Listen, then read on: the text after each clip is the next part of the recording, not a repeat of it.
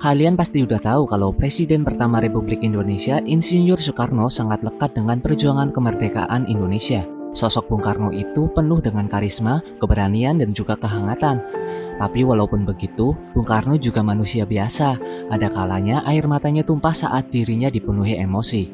Nah, ada beberapa momen yang membuat Soekarno meneteskan air mata semasa hidupnya. Tercatat ada 4 momen besar yang membuat sang putra fajar tersebut berderai air mata. Penasaran? Simak videonya sampai habis ya. Jangan lupa untuk subscribe dan nyalakan notifikasinya biar kalian lebih mengenal sejarah-sejarah menarik lainnya.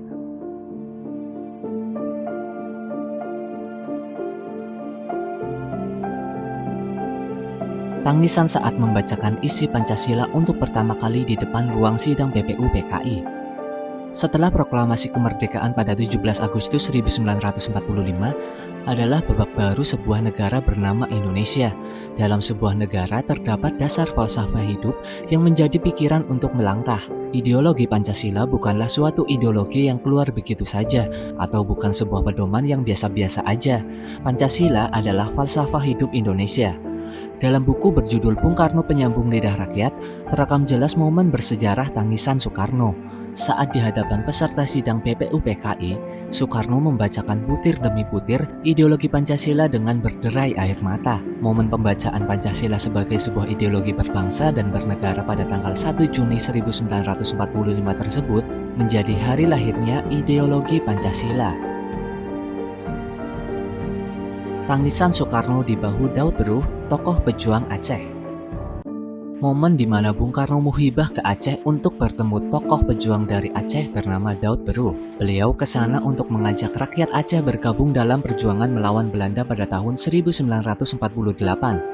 Saat itu Daud Beruh bersedia untuk bergabung dengan Republik, tapi dengan syarat rakyat Aceh diberikan kebebasan menjalankan syariat Islam. Soekarno pun setuju. Dengan tujuan untuk menjadi tanda persetujuan itu, disodorkanlah secari kertas untuk ditandatangani sang Presiden RI pertama. Melihat keraguan Daud atas kesediaannya mengabulkan permintaan rakyat Aceh, seraya menyeka air mata, Soekarno berkata, "Wallah billah, kepada rakyat Aceh nanti akan diberikan hak untuk menyusun rumah tangganya sendiri sesuai dengan syariat Islam. Dan walah saya akan mempergunakan pengaruh saya agar rakyat Aceh benar-benar nanti dapat melaksanakan syariat Islam di daerahnya." Dikutip dari buku berjudul Kisah Kembalinya Tengku Muhammad Daud Beruh ke Pangkuan Republik Indonesia. Tangisan saat menandatangani hukuman mati terhadap sahabatnya.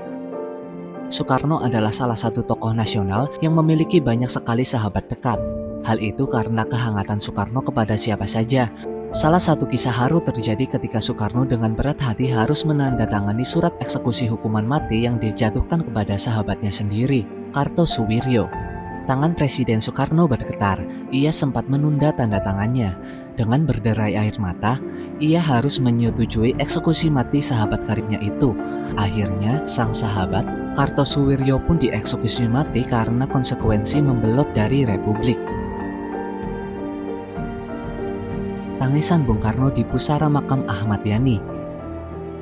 Saat meletusnya tragedi berdarah 30 September 1965, terdapat 7 tokoh penting kala itu yang direnggut nyawanya. Salah satunya adalah Jenderal Ahmad Yani, orang kesayangan sang presiden kala itu. Atas kematian orang yang ia rencanakan untuk menggantikan posisinya sebagai presiden dengan cara mengenaskan itu, membuat hati Soekarno tak kuasa membendung kesedihan. Di depan makam jenderal kesayangannya itu, ia tak kuasa menangis, meneteskan air mata atas kepergian Ahmad Yani. Nah, itu tadi beberapa momen di mana Bapak Proklamator tercatat pernah menangis. Menurut CS gimana? Pantaskah seorang laki-laki menangis?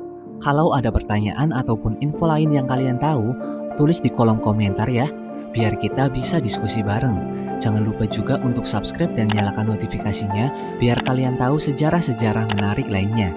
Sampai jumpa lagi di video selanjutnya. See ya!